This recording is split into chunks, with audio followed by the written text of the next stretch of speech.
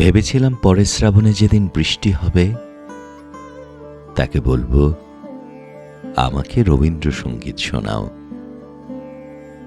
শ্রাবণের আগেই বৃষ্টি এলো, ঝুম বৃষ্টি। তার গলায় গান শোনার ইচ্ছেটা আফসোস হয়ে থেকে গেল।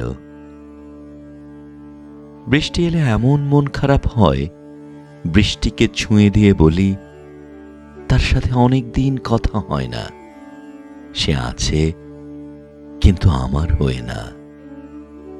মন খারাপ হয়, চোখে জমে জল, জলের স্রোতে ডুবে যেতে যেতে আমি চোখ মুছে দেখি তুমি থেকে গেছো, যেমন করে আফসোস থেকে যায়।